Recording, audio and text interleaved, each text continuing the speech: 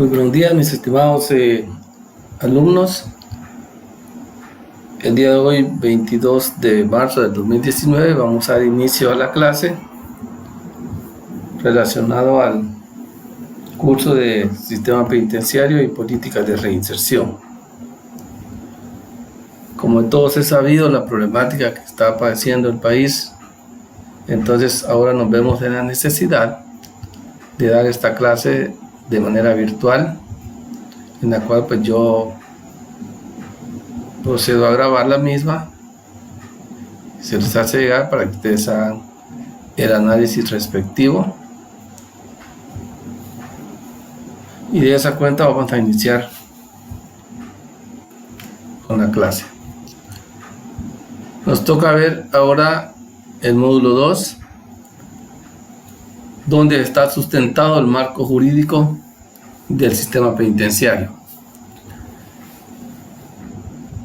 o sea, la base legal que le da al sistema penitenciario. Lo encontramos en la Constitución Política de la República de Guatemala, artículo 19, Ley del Régimen Penitenciario, decreto número 33-2016, Reglamento de la Ley del Régimen Penitenciario, Acuerdo Gubernativo 513-2011, principales tratados y convenios internacionales y los derechos fundamentales de los reclusos.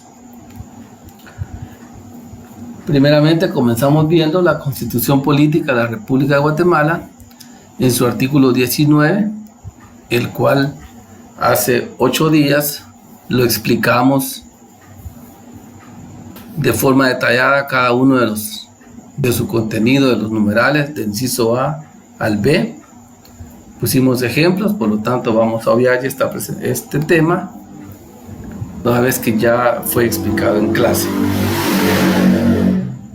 Tenemos la legislación penitenciaria.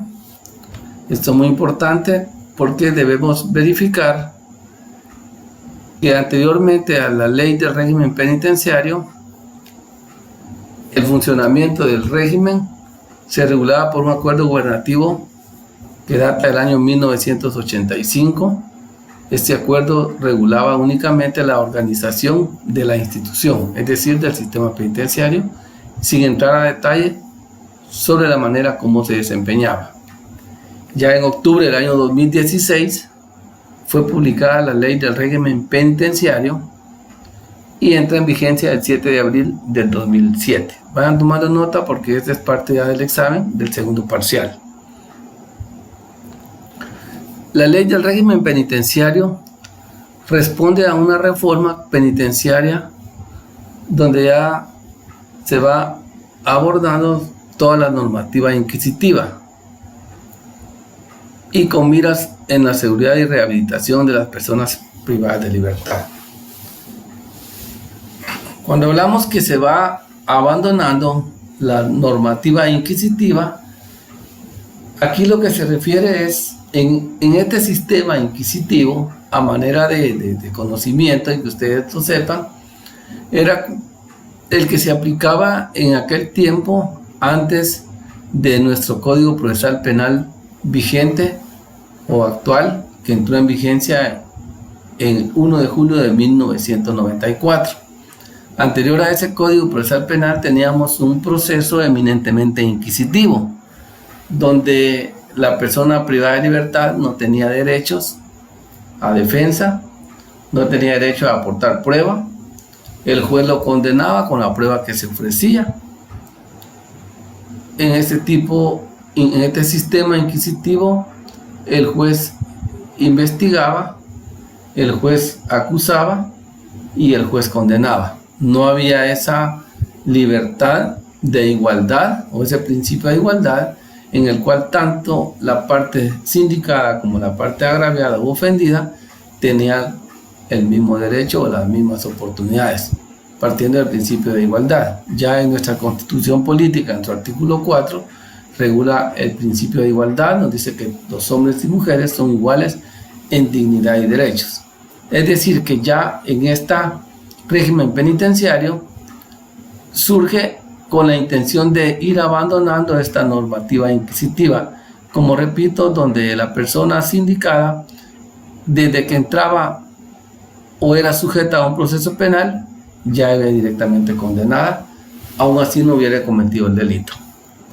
Mucho menos existían esas condiciones en que ahora descansa el sistema penitenciario y el artículo 19 de la Constitución, que es la rehabilitación de las personas privadas de libertad y por supuesto la seguridad en el interior de la misma. Esta ley regula lo relativo a, podemos ver ya en la ley del régimen penitenciario del 2006, derechos, obligaciones y prohibiciones que tienen los privados de libertad. Veamos aquí, hablamos de derechos, hablamos de obligaciones y hablamos de prohibiciones que ellos tienen en el centro de privación de libertad. Los órganos que componen al sistema penitenciario, es decir, cómo está organizado, ya lo vimos en una estructura también. La Escuela de Estudios Penitenciarios, ya hicimos su comentario respectivo sobre ella. La clasificación de los centros carcelarios, tanto preventivos como de condena, también ya lo vimos en la ley del régimen penitenciario. El régimen progresivo y el régimen disciplinario, temas que todavía no los hemos analizado. ¿Qué es el régimen disciplinario? La ley del régimen penitenciario, como ya manifestamos, decreto número 33-2006, y que entra en vigencia el 7 de abril del 2006, establece en términos generales todo lo que se refiere a faltas, sanciones y el procedimiento que debe llevarse para la aplicación de estas mismas. Es decir, qué procedimiento se va a utilizar para poder sancionar las faltas que se cometen dentro del sistema penitenciario por aquellas personas que están privadas de libertad. Anteriormente existían los comités de orden y disciplina, así se le llamaba al control o al régimen que existía antes de la ley del régimen penitenciario. Este control de orden o este comité de orden y disciplina era el encargado de aplicar las sanciones en casos de quebrantamiento de las normas, es decir, de las faltas que ellos mismos manejaban. Es decir, que ellos eran el centro, ellos podían investigar y podían sancionar en un momento determinado las faltas que cometían los privados de libertad. De hecho, existía un reglamento elaborado por ellos mismos, donde establecían el régimen disciplinario a seguir, consiguiendo con esto que las autoridades consintieran o desconocieran con lo que dentro de las prisiones se aplicaba. Es decir, era eminentemente interno la función de estos comités de orden y disciplina. Vean ustedes, entonces, ¿por qué nos dice la diapositiva anterior que se fue abandonando este orden inquisitivo? Porque ahora hablamos de sanciones de las faltas que están reguladas en una ley ordinaria, una ley creada por el Congreso de la República. Esa ley no existía cuando existían estos comités de orden y disciplina. Por eso ellos creaban sus propias normas, ellos mismos las aplicaban y afuera se desconocía totalmente cuál era el procedimiento que se aplicaba. No había un control de una autoridad distinta a estas personas que componían este comité. Ahora, con la ley del régimen penitenciario, la potestad disciplinaria la tienen las autoridades del sistema. Entiéndase, el director general y el subdirector general de la institución. Ni siquiera es dejada a merced de las autoridades de los centros, quienes en la práctica lo único que hacen es hacer del conocimiento de las autoridades de la dirección general el hecho, quedando a cargo de aquellos la medida de sanción o de la sanción. Es decir, que hoy en día ni siquiera los directores de los centros de privación de libertad, ya sea de prisión preventiva o de condena, están facultados a emitir sanciones. Ellos solo tienen que tomar nota de las faltas que se están dando de alguno o de algunos privados de libertad en el centro que ellos tienen a su cargo, y de esa cuenta hacerlo del conocimiento de las autoridades superiores, quienes son las únicas encargadas de emitir las sanciones que correspondan de acuerdo a la falta que haya cometido el privado de libertad. En conclusión, Solo las faltas tipificadas en la ley son las que se sancionan. ¿Por qué? Porque si una persona privada de libertad comete un delito, entonces ya no va a ser sancionado por el director ni por el subdirector. El director del centro lo que tiene que hacer es informar, en este caso al Ministerio Público como ente encargado de la persecución penal, para que proceda a investigar la comisión de ese delito que se ha dado en el interior de una cárcel. Podemos ver homicidios, agresiones, lesiones, hurto, robo, cualquier tipo penal que se dé dentro de los mismos privados de libertad y donde haya una persona agraviada de ellos mismos, tiene la obligación el director del centro de hacer la denuncia respectiva. Entonces no nos vayamos a confundir, aquí estamos hablando de faltas reguladas en la ley del régimen penitenciario y que su procedimiento lo encontramos en el reglamento de la ley del régimen penitenciario. No son delitos, por eso veamos las faltas. ¿Cómo se clasifican estas faltas? Leves, graves y gravísimas. Vamos a ir desglosando, explicando cada una de ellas. ¿Cuáles son las faltas leves? Faltar el respeto a la autoridad o a un funcionario del sistema penitenciario. Dígase desde el centinela, desde el guardia, el guardián, el que está en la torre, en la puerta, en la garita. Desde ahí comienza a darse la jerarquía de la autoridad. Hasta llegar al director, alcaide, llavero, todo lo que ya vimos en la estructura del régimen penitenciario, encargado del equipo multidisciplinario, todas las autoridades que conforman la administración de un centro de privación de libertad. Faltar el respeto, esa se considera una falta leve.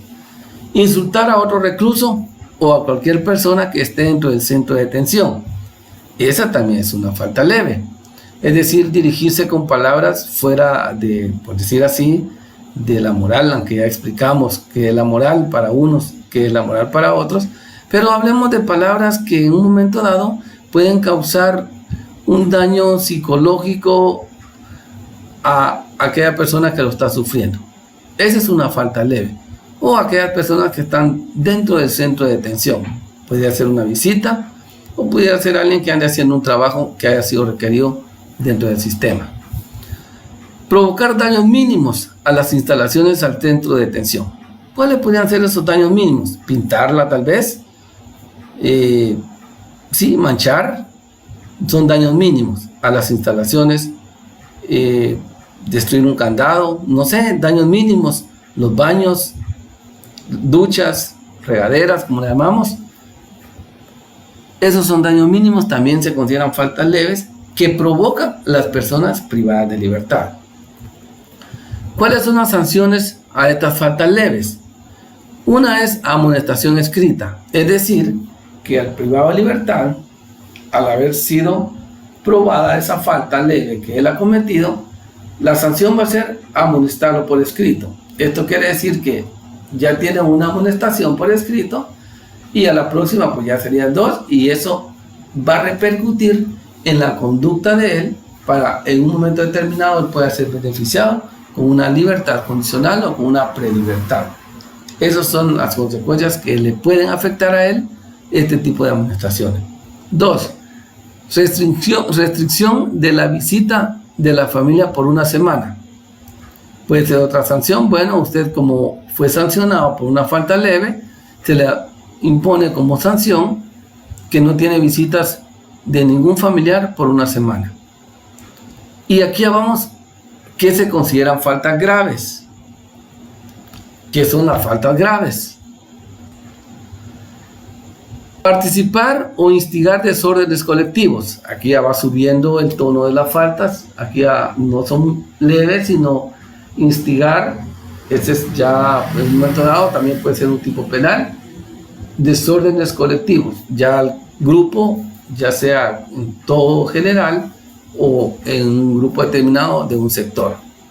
Ingresar, consumir, poseer o distribuir cualquier tipo de droga. Esta es una falta grave, que en un momento dado podría ser un delito.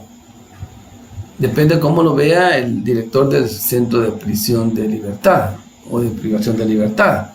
porque poseer o distribuir cualquier tipo de droga ya estaríamos hablando de una promoción o de un estímulo o de una posesión. Ingresar, poseer o distribuir objetos que están prohibidos por el sistema penitenciario. Hablemos de licor, son objetos prohibidos. Hablemos de drogas nuevamente. Hablemos de teléfonos celulares. Hablemos de chip. Todos esos objetos son prohibidos en el sistema penitenciario. Causar daños con el fin de inutilizar el centro. También. Incumplir con las disposiciones internas del centro. Es decir, cada centro de privación de libertad tiene su propio reglamento interno por el cual se va a regir los privados de libertad que están en ese lugar. Y si se incumplen esas disposiciones, pues también se puede constituir como una falta grave. Amenazar o coartar en sus derechos a otra persona privada de libertad. Vean ustedes que nuestro sistema legal, es decir, la ley del régimen penitenciario, tiene los elementos como poder sancionar a ese tipo de personas. Que la práctica no se dé, pues ya lo hemos platicado en clase, las deficiencias, las debilidades que tiene el sistema penitenciario, y que la ley no se cumple por la falta de ese recurso humano y ese apoyo interinstitucional que se necesita. Porque amenazar o coartar en sus derechos a otra persona privada de libertad, eso se da constantemente, pero se considera como una falta grave. Sanciones que se van a imponer por las faltas graves. Restringir de permisos de salida por 2 meses. Imaginemos de aquellas personas que ya tienen ese derecho a esa prelibertad condicional o a esa libertad condicionada. Restricción a llamadas telefónicas por 1 mes. No tiene derecho a llamar de los teléfonos que hay en el centro de privación de libertad, al cual tienen derecho ellos para comunicarse con su familia, con sus abogados. Ellos aquí tienen como falta grave la restricción a estas llamadas por 1 mes. También la restricción de esas visitas íntimas por 1 mes. Esa se considera falta grave. También ya hemos tocado el tema de las visitas íntimas. Y como 4, reducción de un 10% a 15% del beneficio de la reducción de la pena. Vean ustedes entonces en dónde repercuten este tipo de sanciones que se le imponen a una persona que está privada de libertad. Porque si él es sancionado por una falta grave, lógicamente le va a afectar no solo los numerales 1, 2 y 3, que es una sanción eminentemente rápida, la cumple, ahí se termina, pero no así la reducción de ese 10 o 15%, porque este le va a afectar a la hora que ella tenga derecho a esa reducción de la pena. Si él ha tenido tipo de sanciones, pues eso le va a venir a afectar y se le va a alargar el periodo de la prisión. Y ahora tenemos las faltas gravísimas. ¿Cómo vamos grabando las faltas leves, graves y gravísimas? ¿Cuáles son las gravísimas? Resistirse con violencia contra las órdenes dadas por un funcionario o autoridad en el legítimo ejercicio de su cargo. Es decir, no acatar las instrucciones dadas por el funcionario del centro de privación de libertad, que las va a ejercer o hacerlas valer en el uso legítimo del cargo que ostenta. La agresión a cualquier funcionario o autoridad del sistema penitenciario. Allá hablábamos solo faltas leves, faltarle el respeto a la autoridad del sistema penitenciario. Aquí es agredirlo. Aquí hablamos de una agresión. La agresión que puede ser física o puede ser verbal. Si es física, pues a lo mejor ya es una directa, golpes. Y si es psicológica, pues podría ser un tipo de agresión que le puede causar agravios, atendiendo el tipo de amenaza que se pueda dar. Esa sería una falta gravísima. Otra sería poseer utensilios o instrumentos de labores fuera de las áreas habilitadas para trabajar. Es decir, que a la hora de una requisa por el personal del régimen penitenciario y encuentren utensilios, por ejemplo, digamos de carpintería, de albañilería, en el lugar donde él pernocta, donde él duerme, donde él descansa, pues lógicamente se va a considerar como una falta gravísima, tomando en consideración que estos utensilios o esas herramientas deben de estar en las áreas habilitadas donde él trabaja, donde él está laborando, tomando en consideración que al tenerlas en un lugar donde él pernocta, pues lo que se presume es que él tiene la intención de utilizarlas en contra de otro privado de libertad y causar un daño mayor. ¿Cuáles son las sanciones que se van a imponer por estas faltas gravísimas? Pues ahí tenemos, uno es el traslado del infractor a una cárcel de máxima seguridad. Vean ustedes entonces por qué es importante que un privado de libertad, cuando ha sido beneficiado del traslado de una cárcel a otra, ya sea por cuestiones de clima o por cuestiones de familia, pues él debe comportarse, porque si comete una falta gravísima, él va a ser trasladado a otro centro de condena de máxima seguridad. Pérdida del beneficio de prelibertad. Aquí volvemos a ver las consecuencias que tiene una falta gravísima. Perder ese beneficio de prelibertad que ya él puede estar gozando. Reducción del 25% del beneficio a la reducción de penas. Allá vimos en las faltas graves que es de 10 al 15% ese beneficio que va a perder o esa reducción en la reducción de la pena. Aquí hablamos del 25% porque la falta ya es más grave, por eso se le llama gravísima. En nuestro Código Penal también existe este tipo de faltas, pero ahí hablamos de lesiones leves, lesiones graves y lesiones gravísimas. Solo a manera de ejemplo, aquí hablamos de faltas. Allá en el tipo penal hablamos de lesiones. Procedimiento de sanción de la ley. Recibida la denuncia, regresamos a las 3 tipos de faltas: leves, graves y gravísimas. Recibida la denuncia, el director del centro de detención da audiencia por 3 días al infractor para que preste su declaración y presente pruebas de descargo. Es decir, que para que una persona privada de libertad sea sancionada por una falta leve, por una falta grave, una falta gravísima, previo hay un procedimiento en el cual la persona que va a ser sancionada o que fue sujeta de esa falta, como ya dije que puede ser cualquiera de las 3, a él se le va a seguir un procedimiento para poder dar la sanción. Ese procedimiento ahí nos dice que a él se le va a dar audiencia por 3 días para que él declare. Esto hablamos de un procedimiento eminentemente administrativo, no penal.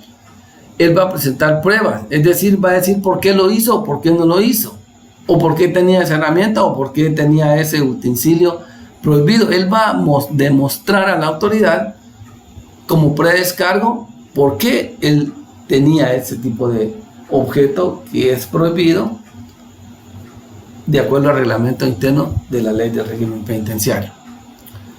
Posteriormente va a resolver su situación en el término de 48 horas. Hablamos del director del centro. El infractor tiene el derecho de hacerse acompañar por un defensor. Eso sí, no violentando el derecho de defensa. Si bien es cierto, el procedimiento es eminentemente administrativo, él, a la hora de que se le sea imputado, por decir así, o sea señalado de haber cometido una falta, pues él tiene derecho a contratar a su abogado. En este caso pudiera ser el abogado que está llevando su defensa en el proceso penal, si está todavía sujeto a un proceso. Si ha sido condenado, pues tiene derecho a contratar a un abogado de su confianza, y si no, uno que el Estado le provea. El infractor, es decir, en este caso el privado de libertad, no está de acuerdo con la resolución, puede imponer un recurso de revocatoria. Eso es evidentemente administrativo. Ahora veamos la ley de régimen penitenciario en su decreto 33-2006. Artículo 3, fines del sistema penitenciario, también ya lo vimos, que es mantener la custodia y seguridad de las personas reclusas en resguardo de la sociedad. Y el número inciso B, que es proporcionar a las personas reclusas las condiciones favorables para su educación y readaptación. Este artículo, se recuerdan ustedes que lo relacionamos con el artículo 19 de la Constitución Política de la República. Veamos el artículo 56, que nos habla del régimen progresivo. Dice que el régimen progresivo es el conjunto de actividades, atención, conjunto de actividades dirigidas a la reeducación y readaptación social de los condenados mediante fases, en donde se pone de manifiesto el progreso de su readaptación. Es decir, que este régimen progresivo es el que le va a dar cumplimiento a lo regulado en el artículo 3 de la ley del régimen y el artículo 19 de la Constitución Política, porque va dirigida a reeducar y readaptar al condenado a la sociedad a través de ese progresivo beneficio o ese comportamiento que él va mostrando en el momento que él está guardando prisión, de esa voluntad que él tenga de readaptarse sin haber cometido cualquiera de las faltas que ya vimos anteriormente, porque si entonces comete una de las faltas que ya vimos, pues le va a afectar a él al momento de ser beneficiado en ese proceso que él lleva de readaptación. Artículo 57. ¿Cuáles son las fases del sistema progresivo? El 56 nos dice que es el sistema o el régimen progresivo, y en el 57 nos dice cuáles son las fases. El sistema progresivo comprende las fases siguientes: 1. La fase de diagnóstico y ubicación. 2. La fase de tratamiento. 3. La fase de prelibertad. Y 4. La fase de libertad controlada. Regreso acá. La fase de libertad, prelibertad y libertad controlada ya la explicamos, la de tratamiento y la de diagnóstico y ubicación. Veamos aquí el marco legal y órganos competentes de las políticas penitenciarias. Allá arriba vimos el marco jurídico. Vimos que era la Constitución, artículo 19, la ley del régimen penitenciario, el reglamento y los tratados y convenios internacionales en materia de derechos humanos y los convenios que salvaguardan los derechos de la población reclusa. Veamos acá el esquema. Tenemos políticas penitenciarias, nos vamos hacia arriba y ahí tenemos el derecho internacional de los derechos humanos. Tenemos la Declaración de los Derechos Humanos, la cual yo ya les dije que tienen que bajar a través de internet. El Pacto Internacional de Derechos Civiles y Políticos, también ya se los dije, hasta les di los artículos que ustedes tienen que ver. La Convención contra la Tortura y otros tratos o penas crueles, inhumanos y degradantes. Es conveniente que también lo bajen, esta convención. No son grandes, son pequeñas, para que ustedes tengan una idea y vean los derechos que tienen las personas privadas de libertad. Las reglas mínimas para el tratamiento de los reclusos, los principios básicos para el tratamiento de los reclusos, y los principios y salvaguardas de derecho de la población reclusa. Estos son los derechos internacionales que regulan, valga la redundancia, los derechos que tienen las personas privadas de libertad o aquellas personas que han sido condenadas. De ahí tenemos la Constitución Política de la República, ya lo vimos, su artículo 19, 20 y 21. Tenemos posteriormente la Ley del Régimen Penitenciario, de la que hemos venido hablando. Y aquí tenemos la Comisión Nacional del Sistema Penitenciario. ¿Quiénes la integran? Pues tenemos al primer viceministro de Gobernación, del Ministerio de Gobernación. Esas son las personas que integran la Comisión Nacional del Sistema Penitenciario. El director general del Sistema Penitenciario, el juez de ejecución nombrado por la Corte Suprema de Justicia, el fiscal del Ministerio Público y el jefe de la unidad de ejecución del Instituto de la Defensa Pública Penal. Ese es el reglamento general. Estos son los estándares que se manejan donde se regulan los derechos que tienen las personas reclusas. El primer viceministro de Gobernación del Ministerio de Gobernación es el primero que integra esa comisión.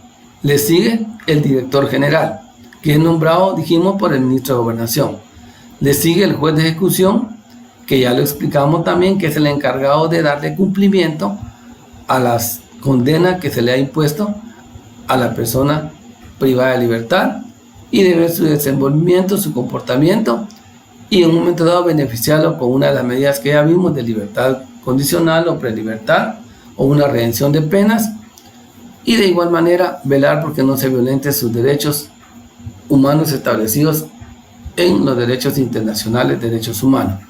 Después sigue el fiscal del Ministerio Público. Este es eminentemente una fiscalía de ejecución, la cual también va a verificar el cumplimiento de esa condena que le fue impuesta a la persona que fue sancionada en su momento.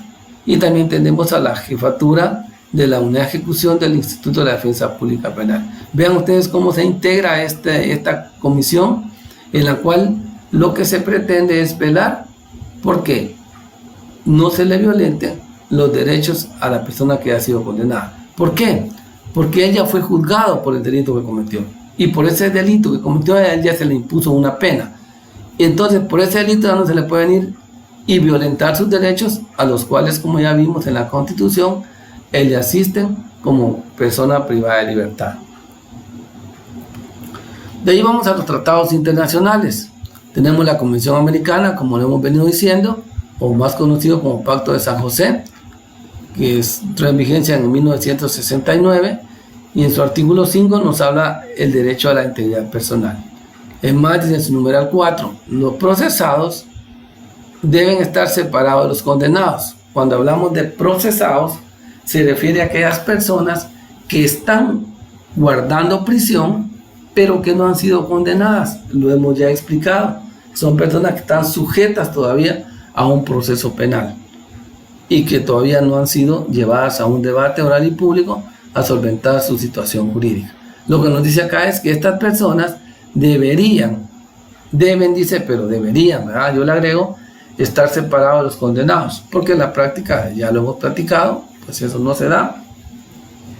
En los sistemas de prisión preventiva, o en las cárceles de prisión preventiva, hay personas privadas de libertad sujetas a proceso, y hay personas ya cumpliendo condena, salvo en circunstancias excepcionales, y serán sometidos a un tratamiento adecuado a su condición de personas, vean ustedes, no condenadas. El numeral 6 del artículo 5 de esa convención dice: las penas privativas de la libertad tendrán como finalidad esencial, vean, la reforma y la readaptación social de los condenados, que lo concatenamos con el artículo 3 y el artículo 19 de la Constitución y 3 de la Ley del Régimen Penitenciario. Artículo 6 de la Convención: prohibición de la esclavitud y la servidumbre. Dice su numeral 2 que nadie debe ser constreñido a ejecutar un trabajo forzoso u obligatorio, o sea, nadie puede ser obligado.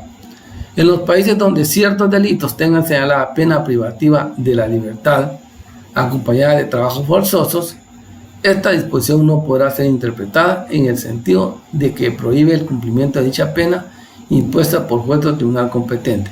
El trabajo forzoso no debe afectar a la dignidad ni a la capacidad física e intelectual del recluido. ¿Cuáles son las reglas mínimas para el tratamiento de los reclusos? Ahí vemos un listado. Esto fue adoptado por el primer Congreso de las Naciones Unidas sobre la prevención del delito y el tratamiento que se le va a dar al delincuente. Esto se celebró en Ginebra en el año 1955, bueno que lo sepamos, y aprobado por el Consejo Económico y Social en sus resoluciones 663C, número romano 24, de 31 de julio de 1957, y la resolución 2076, número romanos 62, del 13 de mayo de 1977. Estos convenios, estas resoluciones que fueron aprobadas por el Consejo de las Naciones Unidas, que lo que regula, pues son estas reglas mínimas, las cuales tienen derecho al recluso. Un registro, es decir, llevar un registro de su ingreso o al momento que ingresa a un centro de privación de libertad. Una separación de categorías, ya lo hemos venido viendo, mujeres, pues donde están las mujeres, y hablemos de adolescentes, una cárcel especial, un procedimiento especial, ancianos de la tercera edad y personas adultas que están en condiciones distintas a las ya indicadas. Locales destinados a los reclusos, también ya lo hemos platicado.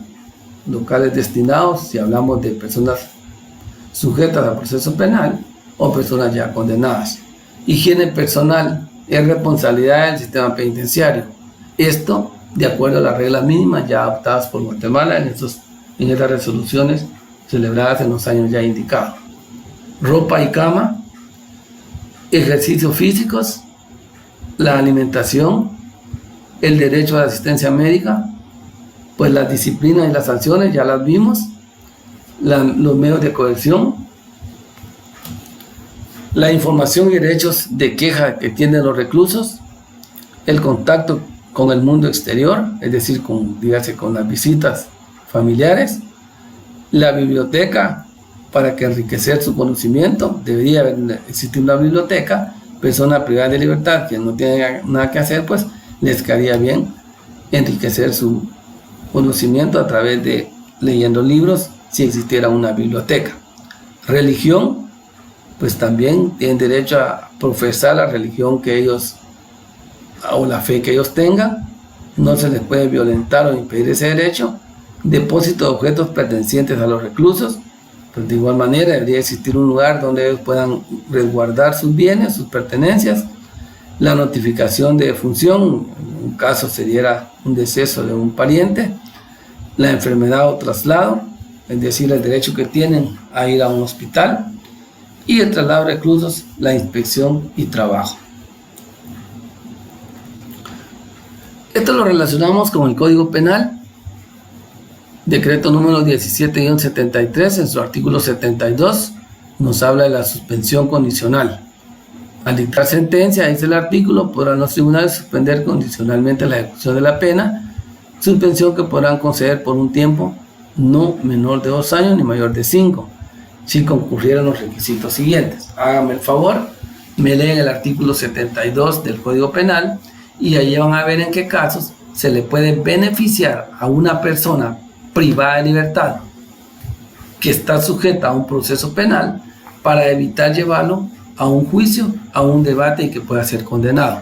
Son salidas alternas procesales, le llama el Código Procesal Penal, en el cual cuando el delito no es grave, como lo que regula ese artículo 72, la persona puede ser beneficiada con una suspensión condicional y en vez de quedarse guardando en prisión, él se puede ir a su casa con la salvedad o condición que si él comete un nuevo delito, se le suspende el beneficio que se le ha dado en este artículo 72 y vuelve a ir a la cárcel por el nuevo delito que comete y por el delito por el cual él había sido beneficiado. También nos dice el artículo 79, nos dice que la libertad condicional será acordada en resolución que expresará las condiciones que se imponen al favorecido, consistente en la sujeción a algunas medidas de seguridad. Este 79 se refiere ya a aquellas personas que han sido o que ya están guardando prisión con sentencia firme. También el artículo 83 del mismo Código Penal nos dice que los jueces tienen la facultad de otorgar en sentencia perdón judicial siempre que a su juicio las circunstancias en que el delito se cometió lo ameriten. Es decir, que el perdón judicial se va a dar en aquellos casos de delitos que no son de alto impacto y en los cuales la persona no tiene recursos para poder pagar ese perdón judicial o la pena impuesta. Entonces se le da un perdón judicial beneficiándolo con la idea de que él se readapte a la vida social y que no vuelva a cometer otro delito, porque de lo contrario él ya no puede lograr obtener el beneficio a ese perdón judicial. Y el artículo 88 también nos habla de las medidas de seguridad y en qué casos se aplican las medidas de seguridad. El internamiento en establecimientos psiquiátricos 2, 3, 4, 5, 6, 7. Estas reglas o estas medidas de seguridad se le imponen, pongan atención, a aquellas personas que han cometido un delito, puede ser menos grave, grave o gravísimo, pero que no están en capacidad de llevarlas a un proceso penal, porque tienen problemas psíquicos. ¿Se recuerdan ustedes cuando vimos teoría del delito? Que estas se encuentran reguladas en el artículo 23 del Código Penal, cuando nos dice quiénes son inimputables: los menores de edad, y aquellas personas que al momento de cometer un delito tengan problemas mentales o psicológicos o psíquicos. Eso dice el artículo, lo pueden ver. Las personas que cometen este delito pues no pueden ser sujetas a un proceso penal, no pueden ser condenadas, sino se les va a aplicar medidas de seguridad. A eso se refieren los numerales del 1 al 7. Y de ahí nos vamos al Código Procesal Penal, donde nos explica o nos dice que en qué consiste el criterio de oportunidad. Lo encontramos en el artículo 25. Este criterio de oportunidad no es más que aquella oportunidad que se le va a dar a una persona que ha cometido un delito, siempre que este delito no sea grave o cuando la pena de prisión no supere los 5 años, la pena máxima de prisión no supere los 5 años. Que él haya sido un delincuente primario, es decir, que sea la primera vez que está delinquiendo y que haya reparado el daño. Que la víctima le dé el consentimiento o le dé la oportunidad, por eso le llaman criterio de oportunidad. Se le va a beneficiar y el proceso penal allí va a terminar. ¿Qué es lo que se pretende? Es no llevar a juicio a una persona por un delito que no supera los 5 años de prisión, siempre y cuando haya consentimiento de la parte agraviada o de la víctima y que esta persona haya reparado el daño. Lo pueden ver ustedes en el artículo 25, léalo todo en su contenido y se van a dar cuenta de lo que yo les estoy explicando. El artículo 73,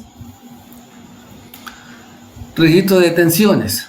El organismo judicial mantendrá un registro en el que conste el nombre de cada detenido, con todos los datos de filiación, su domicilio o residencia, el lugar de detención, el juez que lo dispuso, el tribunal que lo tiene bajo su custodia, el nombre y el domicilio de su defensor y los de una persona de confianza del detenido. La policía, el Ministerio Público y los jueces estarán obligados a comunicar inmediatamente al registro toda aprehensión y detención que realicen con los datos disponibles en ese momento. Creo que este artículo no tiene mayor explicación, él de por sí lo explica. Este también es del Código Procesal Penal. Ese es el registro que debe llevar el organismo judicial desde el momento que una persona es detenida. El artículo 259, también del Procesal Penal, nos dice que solo puede ordenarse la prisión preventiva después de que sea escuchada la persona. Debe haber una información suficiente para creer que esta persona cometió el hecho. Y tienen que haber motivos racionales suficientes para creer que él lo ha cometido o ha participado en él. Esta libertad no debe restringirse sino en los límites absolutamente indispensables para asegurar la presencia del imputado en el proceso. Es decir, que la prisión preventiva solo se va a otorgar o se va a pedir o se va a dar cuando directamente se tema que esta persona, al quedar en libertad, va a huir del proceso. Es decir, que ella no se va a presentar al proceso penal. Por eso dice que lo que pretende es asegurar la presencia de él en el proceso. Pero si hablamos de delitos no graves, pues lo conveniente es darle una medida y no la prisión preventiva. Les he dicho yo a ustedes de que de la estadística de las personas que guardan prisión, el 50% está sujeto a proceso penal y el otro 50% ya está condenado. Hemos dicho que hay un aproximado de 26,000 personas privadas de libertad, 13,000 condenados y 13,000 todavía sujetos a a proceso para dilucidar su situación jurídica. Es decir, hablamos de prisión preventiva. El 261 nos habla o nos dice de los casos excepcionales que en delitos menos graves no será necesaria la prisión preventiva. Ya lo ven, ahí lo dice el 261, salvo que exista presunción razonable de fuga o que va a obstaculizar la averiguación de ese hecho. Es decir, cuando se presume o se tiene dudas que la persona, estando en libertad, va a obstaculizar la investigación o se pueda huir, pues lógicamente se va a quedar con prisión preventiva, como dice el 259.